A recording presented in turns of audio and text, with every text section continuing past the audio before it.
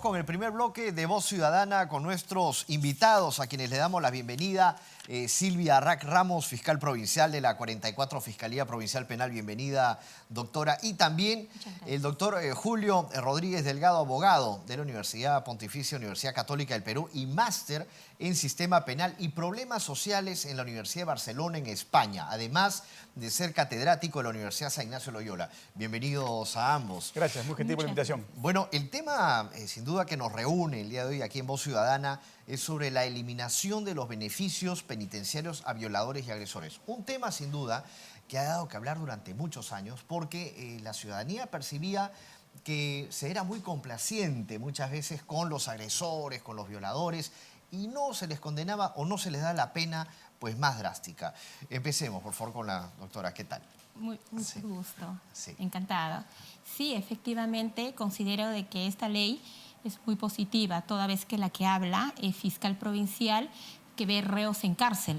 Es decir, más de 10 años yo he visto beneficios penitenciarios en mi despacho, en la cual, antes que entre en vigencia la ley, entraban beneficios por internos que habrían cometido delitos de violencia contra la mujer o del grupo familiar o violencia sexual, ¿no? Y ahí se observaba en la carpeta, en el cuadernillo de los beneficios penitenciarios, que el tratamiento terapéutico, el tratamiento psicológico era muy similar, que hacía el INPE, era muy similar al tratamiento terapéutico psicológico que le realizaban a los internos que estaban por otros delitos, como delitos de hurto agravado, robo agravado.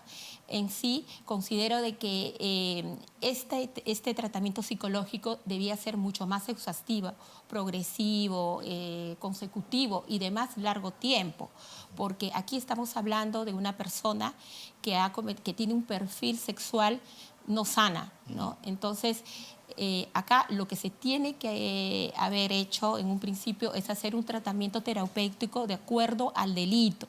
Por ejemplo, existían casos en la cual eran 16 sesiones de tratamiento psicológico y participaba solamente en 6 y lo declaraban apto favorable para reincorporarse a la sociedad. Entonces ahí estaba el criterio de tanto de los operadores de justicia, del fiscal y del juez, en la cual veían de que si hay otras circunstancias útiles, ¿no?, necesarias, que permitían ver que si se reincorporaba ante la sociedad era un peligro esta persona, se le declaraba improcedente el beneficio penitenciario. Doctor Rodríguez, ¿cuál es el perfil básicamente de esa persona que es agresora, que es violadora y de qué forma ingresa pues esta ley? A ver, Mario, la pregunta que haces es trascendental porque, contrario censo a lo que opinan la mayoría de las personas que piensan que el agresor sexual es aquel que se encuentra en la calle y que vertiginosamente se acerca a su víctima y la agrede, eso es falso, eso es un mito. El agresor sexual, como se dice tradicionalmente, es el enemigo que duerme con uno mismo. Casi la totalidad de agresiones sexuales son cometidas por el entorno de la víctima. ¿A qué me refiero? Padres, primos, tíos, compañeros de trabajo, compañeros de clase, vecinos.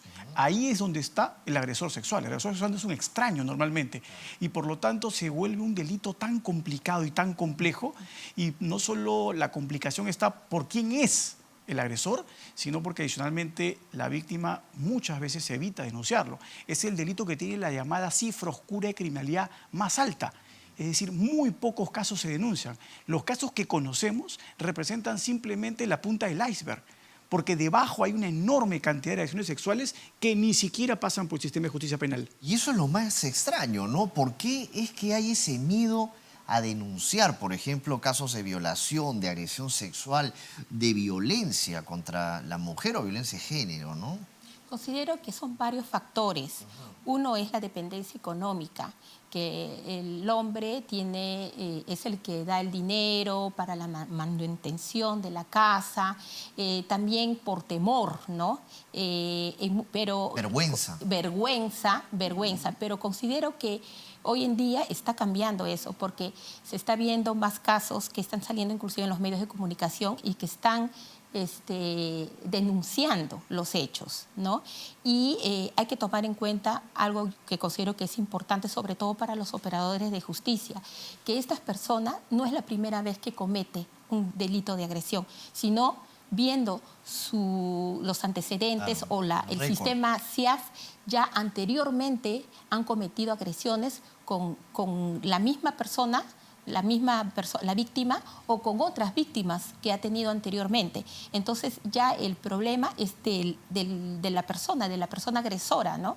Que ahí hay que cortar y hay que ser drásticos con estas personas. Muchas veces también hay una percepción de que no hay un lugar pues que recoja a estas víctimas, ¿no? Estamos hablando que no saben a dónde acudir también muchas veces, ¿no? Entonces, o dicen, no, mi caso no va a ser resuelto rápidamente, ¿no, doctor?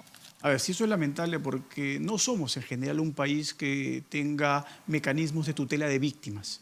Los hogares para protección de víctimas de agresión sexual, para víctimas de violencia familiar, son insuficientes. Hay un desborde porque no hay los recursos necesarios y no hay la conciencia para ello. Solamente en 30 segundos te narro una anécdota no de hace 10 años, no de hace 5, de hace un mes. Mi asistente en la oficina ve cómo se escuchan gritos desaforados de una mujer y de un niño. Sale a mitad de la noche ya a preguntar qué pasa, quién es el que grita. El niño sale y le dice, le están pegando a mi papá se ha vuelto loco, ¿no? Mi asistente llama a la policía, llama a Serenazgo. Se acerca el policía y le dice ella, está en esa casa, conforme ha dicho el niño, gritando desaforadamente, diciendo que le están pegando a la mamá. Triste, ¿no? ¿Y qué dice el policía? Mire, eso es lo grave. Bueno, pues eso pasa dentro de una casa. A veces a las mujeres les gusta que le peguen. Si el operador, que es el que de manera inmediata atiende este tipo de casos, que suele ser la policía, el Serenazgo, no está capacitado para orientar a la víctima, no está capacitado para atender la situación dramática, es obvio que la víctima no tiene ganas de denunciar, es obvio que el sistema lo que hace es revictimizarla. Nuestro sistema de justicia en cuanto a las víctimas de agresión sexual lo que hace es victimizarlas no una vez, 2, hasta 3 veces. Tienen que pasar exámenes de medicina legal que realmente son vejatorios y por lo tanto eso desincentiva a que se hagan las denuncias. Claro, y es una lástima porque esto se vuelve crónico, ¿no? Entonces, el niño escucha, ¿no?, estos gritos de la madre desesperada, por ejemplo, y que no es atendida en su momento por un efectivo, pues rápidamente. Y ese niño crece en un ambiente que luego, en un futuro, vuelve a cometer... Se reproduce. No sé, ¿se han encontrado casos en la fiscalía? En ese caso, sí. Sí, efectivamente. Generalmente cuando le realizan el examen psicológico a los agresores, tienen un pasado. Y ese pasado coincide de que su padre le pegaba a su mamá o su padrastro le pegaba a su mamá. Entonces ya tiene un perfil, ¿no?, agresivo, ¿no?, hacia la mujer. ¿Por qué? Porque ha vivido en ese entorno de violencia. Esa es la razón por la cual son agresores. Ahora, así como también existe la violencia contra la mujer, también hay violencia contra el hombre, ¿no? Eso también se da. No, sí, claro que se da. Y en muchos casos, a diferencia de la violencia de la mujer, que es una violencia que sufre ella de carácter físico, la violencia que hace la mujer en contra del hombre es psicológica, ¿no? Sobre la base pues, de una cuestión natural. La diferencia física de un hombre y una mujer hace que la mujer sea usualmente más débil que el hombre en esos aspectos. Pero en el aspecto psicológico suelen ser bastante abusivas algunas mujeres con el hombre. Se ven gritos en la calle, por ejemplo, para ridiculizar al hombre también, ¿no? Gritos en la calle, mensajes de voz que son mensajes de voz humillantes, mensajes de texto que lo que hacen es denostar la condición del hombre. Sí, no, las hay. Y también merecen la atención que merecerían las agresiones de carácter físico. Nuestro Código Penal dice que la agresión es a la integridad del ser humano, tanto a la salud mental como al aspecto físico. Y muchas veces, como no tenemos quien haga la evaluación del daño psicológico, estas pasan por agua tibia. Hablando ahora sí sobre la ley en sí, pues que ha sido aprobada, ¿no? Para explicarles a la gente que nos está viendo aquí en Voz Ciudadana, ¿qué son los beneficios penitenciarios y cuál es su naturaleza jurídica? Los beneficios penitenciarios son mecanismos que van a proteger la resocialización. ¿no? La naturaleza jurídica que tienen los beneficios penitenciarios no son derechos fundamentales como muchos confunden, piensan que son derechos, ¿no? Porque en los pedidos que nos piden a nosotros, los internos dicen, siendo el derecho, ¿no? Mi derecho fundamental, tener un beneficio penitenciario, pero es un error, porque no son beneficios, sino como el Tribunal Constitucional ya lo ha definido, que son mecanismos, son garantías, ¿no? Es una forma de política criminal, ¿no? En la cual lo que se busca es que la víctima, el Estado, ¿no?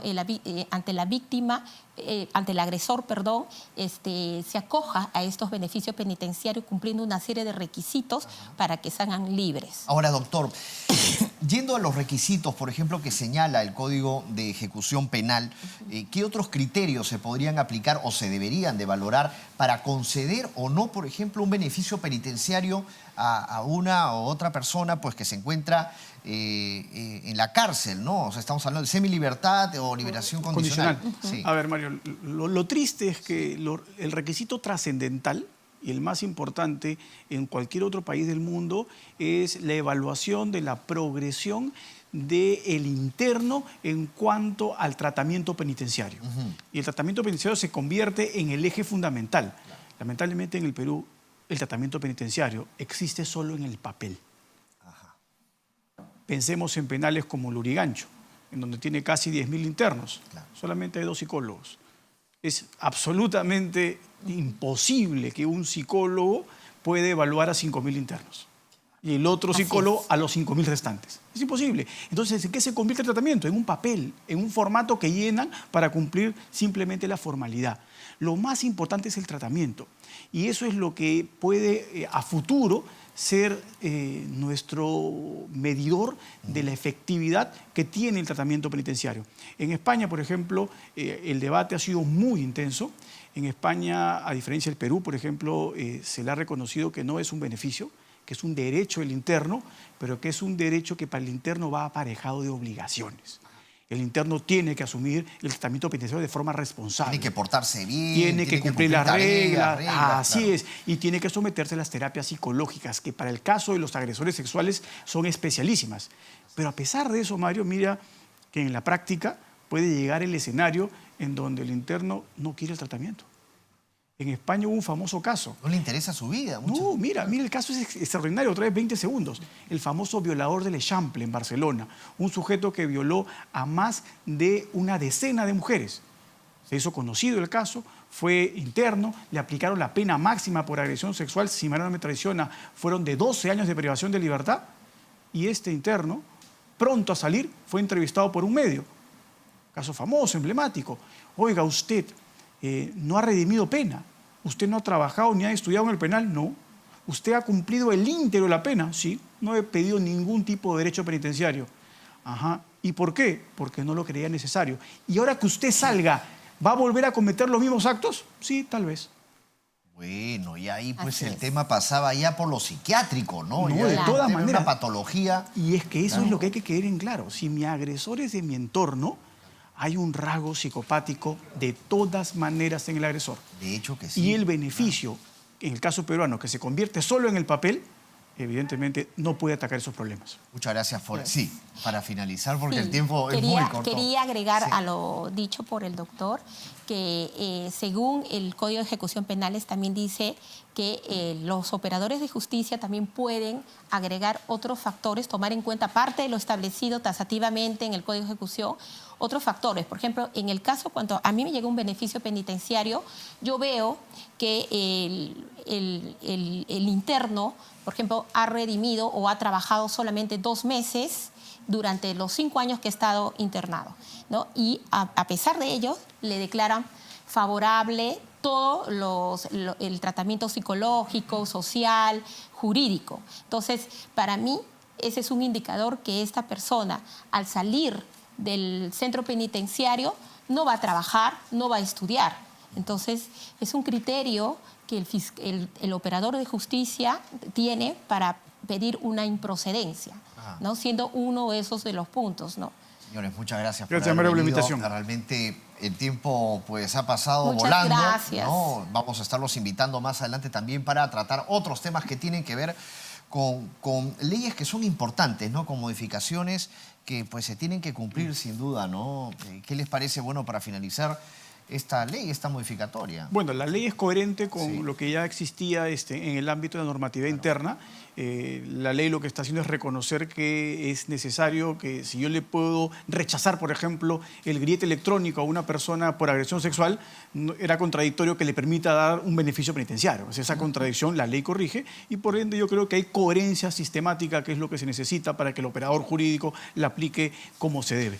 Muchas gracias al doctor Julio Rodríguez Delgado. Muchas gracias también a Silvia Gracias. Isaac Ramos, fiscal provincial de la 44 Fiscalía Provincial Penal. Vamos a invitarlos a ver qué es lo que piensa la gente, la ciudadanía en la calle, con las siguientes encuestas sobre este tema de la eliminación de beneficios penitenciarios a violadores y agresores de mujeres y niños. Adelante, por favor.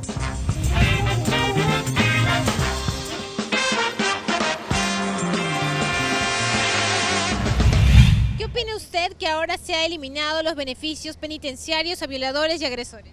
Definitivamente es una buena noticia para la sociedad peruana porque esas personas realmente, es más, debería renunciarse al Pacto San José para que haya pena de muerte para ellos, porque no se necesitan llamar personas de bien, porque esa es una buena medida que toma el Congreso de la República para combatir este flagelo. Esos tipos no deben tener ningún beneficio.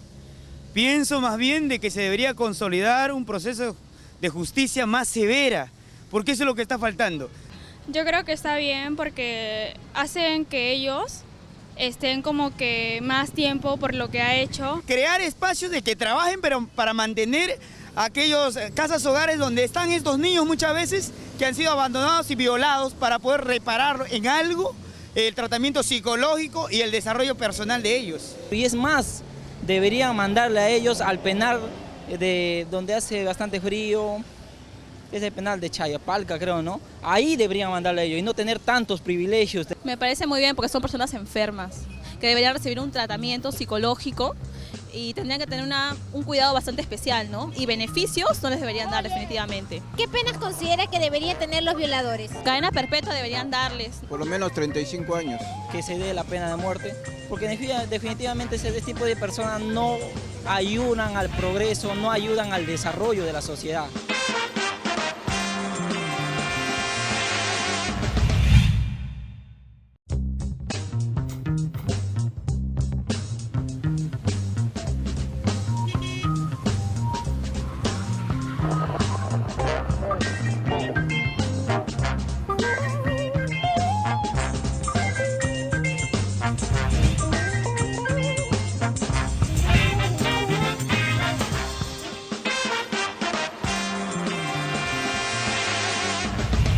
Bien, continuamos en este segundo bloque tratando el tema del proyecto de ley, bueno, que fue finalmente aprobado, el 938, que modifica el Código de Ejecución Penal para combatir la violencia familiar y la violencia de género, así como también proteger los derechos de las mujeres, niñas, niños y adolescentes. En estos momentos vamos a conversar con el doctor Alberto Medina Changra, quien es el representante del Consejo Directivo Regional Lima. Bienvenido, doctor Medina, también del Colegio de Abogados, del Colegio de Psicólogos, perdón. Y estamos con, nuevamente, quien nos ha visitado acá, Voz Ciudadana, es Benji Espinosa, quien es profesor universitario y especialista en Derecho Penal. Bienvenido, Benji. Muchas gracias por tu invitación, Mario. Bueno, vamos a iniciar básicamente con el tema de lo que significa esta eliminación de los beneficios penitenciarios a los violadores. ¿Favorece la justicia en sí? Sí favorece, de alguna manera, lo que ha irradiado como desgracia para una familia con estas personas que vulneran los derechos de los niños y atentan contra su integridad. Evidentemente para la familia es una satisfacción que se eliminen estos beneficios porque los violadores, más allá de la pena, merecerían probablemente un rechazo total de la sociedad, pero también merecerían un tratamiento. Ahora, Benji, ¿esta ley se va a aplicar en todos los delitos contra la libertad sexual?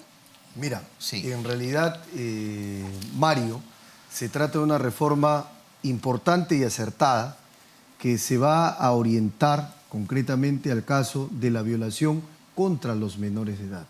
Me parece una medida saludable y una medida de política criminal adecuada. ¿Por qué?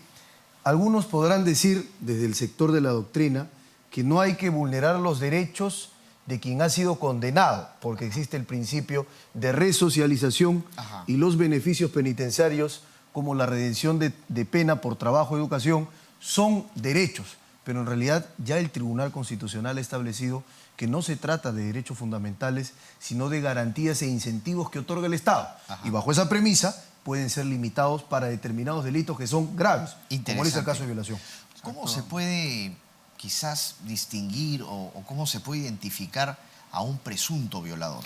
No es tan sencillo, ¿no?, determinar si esa persona en realidad puede estar orientado en el tiempo para aprovecharse de las circunstancias y poder vulnerar a un niño. No olvidemos que el perfil de un violador está encubierto subrepticiamente, está el tipo oculto, puede estar de cuello corbata, puede ser algún camarógrafo, con el perdón de los presentes, claro, puede ser cualquier persona, claro. Pero el sustento, el núcleo principal de un violador es que él quiere someter, dominar y humillar a su víctima, sea niños, sea adultos. Evidentemente con los adultos está el tema de la violencia, la fuerza, ¿no es cierto?, el sometimiento. Es lamentable, ¿no? También hablamos la vez pasada, por ejemplo, de la salud mental en el país, ¿no? En donde no existe una política de salud mental. Pese que la ley ya está dada. Así es. Todavía no está reglamentada, me parece. Está reglamentada. Benji, ¿qué clase de beneficios penitenciarios básicamente han sido eliminados en los últimos tiempos? Bien, mira, desde un tiempo a esta parte, hablo del 2004 para adelante, se han restringido en algunos casos y en otros casos eliminado los beneficios de redención de pena por trabajo y educación, semilibertad y liberación condicional, que son 3 de los 5 beneficios penitenciarios que se regulan en la norma de ejecución penal. Entonces, para el caso, por ejemplo, de la trata de personas que antes tenía ciertos beneficios, hoy ya no los tiene con esta reforma. Para el caso, por ejemplo, de los feminicidios, asesinatos, hoy tampoco ya hay beneficios penitenciarios. Me parece, insisto, medidas acertadas de parte de la rama legislativa, en pro de la población y en garantía de la lucha contra el delito. Doctor, Sí, dígame. ¿Un violador se puede regenerar? O sea, ¿se puede resocializar? Hay dos tendencias. Ajá. Unos afirman en el buen sentido de que sí se puede, otros definitivamente no se puede. El sustrato de una personalidad violenta, un violador, un agresor sexual, ¿no?, que va con esta, digamos, insania para poder ellos cometer su delito, hay un trastorno generalmente psicopático, o sea, un psicópata se esconde ahí y que de alguna manera quiere, como sea, perpetrar el hecho. Es difícil desde el tratamiento terapéutico que él se pueda regenerar. Sin embargo, yo sí pienso de que puede accederse si es que se trabaja desde ahora, porque el tema legal jurídico es un tema para satisfacer de alguna manera la coyuntura, el momento, y es bueno, igual que el doctor opina igual. Sin embargo, no se está trabajando, Enrique, el tema antes, la prevención, lo que se tendría que ejercer de una manera muchísimo más contundente en una política de Estado, no de gobierno. Estamos cansados de la política de gobierno que queda ahí y se hacen otras cosas, se queda inconcluso. Pero una política de Estado, donde la educación tendrá que seguir siendo el escenario ideal para esto, irlo visualizando en educación sexual, no hay capacitación en ese aspecto. Ahora, Benji, la ciudadanía muchas veces piensa, no, que debe de existir pena de muerte para los violadores, para los agresores, para los que realmente cometen este tipo de delitos. En algún momento, o sea, estamos hablando en algún momento, pero quizás antes, no sé, años pasados, ¿en qué consistía el tema, por ejemplo, de los beneficios, ¿no?, de redención de la pena, semilibertad o liberación condicional, por ejemplo? Mira, por una explicación sencilla. En primer lugar, los beneficios sirven porque son incentivos para que quien está privado de su libertad se porte bien, se eduque, trabaje y de esa manera alcance la resocialización. Entonces el Estado te premia y te dice, la regla general era, por 2 días de trabajo o educación dentro del penal, yo te quito 1 día de tu pena. Regla general. Regla especial, se empezaron a establecer restricciones. Un momentito, para el robo agravado no puede ser 2 por 1, hay que hacerle 5 por 1, 6 por 1. Para el tráfico de drogas, salvo el tipo base que tiene restricciones, hoy se ha eliminado para las modalidades de tráfico de drogas. Para lavado de activos agravados no tiene que haber beneficio. Entonces, claro, el Estado, si bien te premia, hay que no premiar cualquier delito ni a cualquier delincuente, sino que, ojo, a mí me parece formidable la figura de los beneficios penitenciarios, pero me parece más acertado aún que el Estado no sea un Estado lenitivo y tenga respuesta frente a esta situación. Importante lo que has dicho, Benji, me quedo con eso último que has comentado. Y hablamos de la pena de muerte porque, doctor, ¿qué podemos pensar también de la gente en la calle que dice, no, el violador tiene que tener pena de muerte, ¿no? Que no puede tener esos beneficios, que nada, o sea, no se le debe de perdonar nada? Ok, yo creo que existe igual una manera divisionista en la sociedad si opinamos a favor o en contra de la pena de muerte. Y evidentemente hay casos que justificarían la pena de muerte. Evidentemente chocamos con los credos, chocamos con la ideología, con muchas cosas, creencias, que desde la naturaleza del ser humano no debería acceder a eso.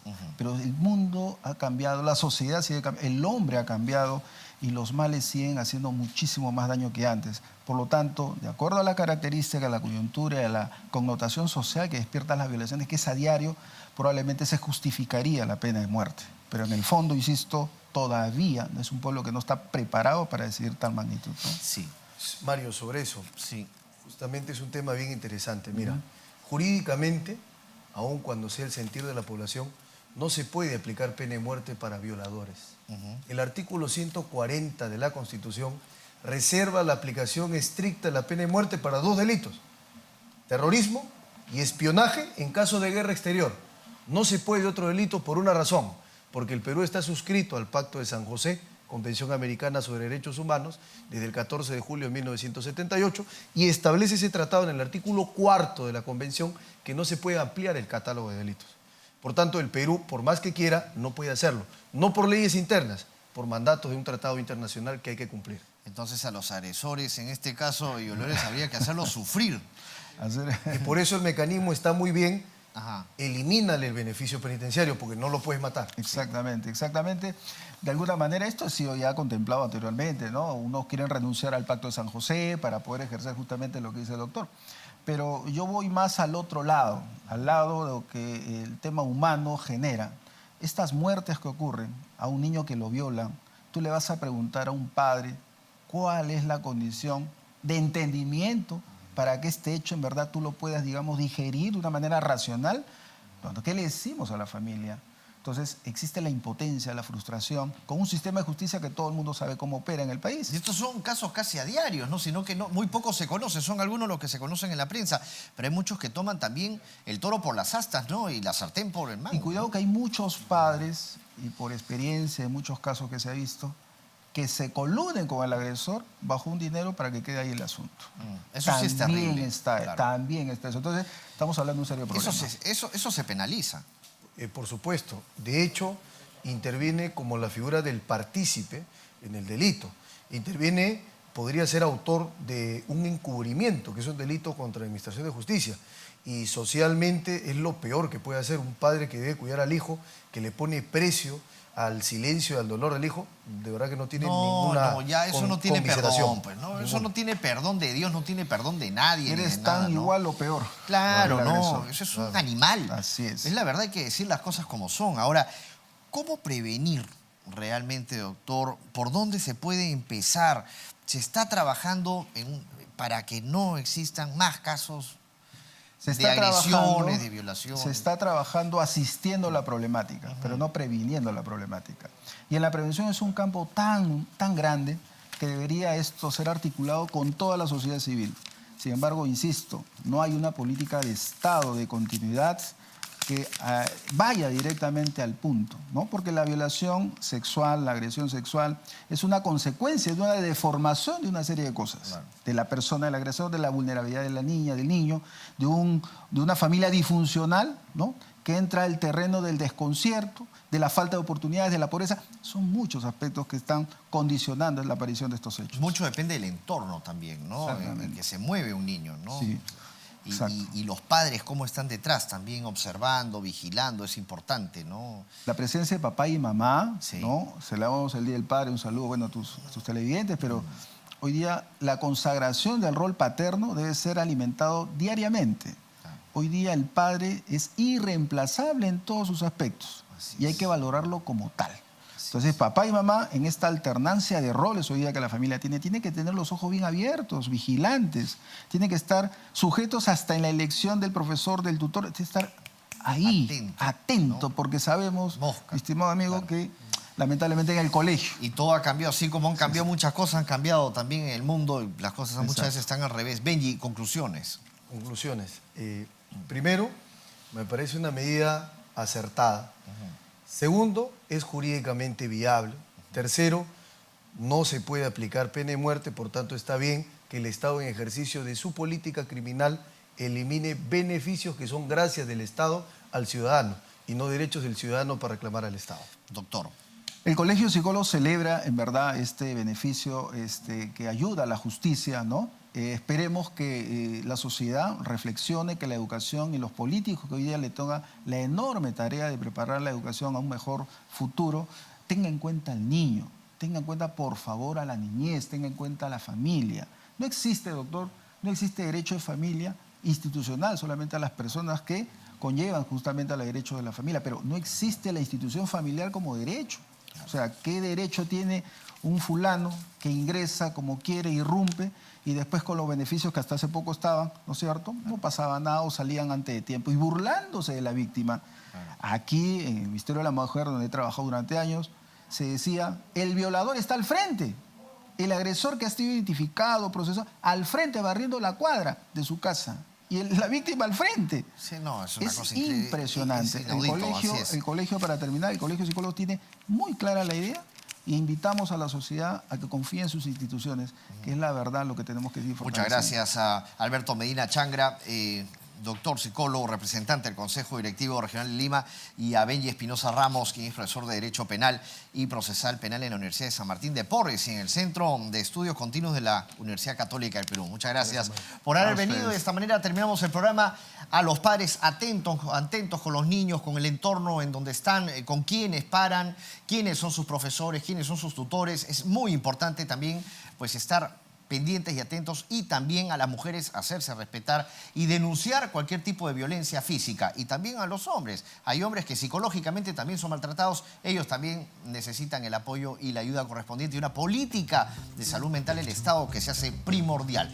Nos reencontramos en el próximo programa de Voz Ciudadana. Muchas gracias por haber venido. Muchas gracias.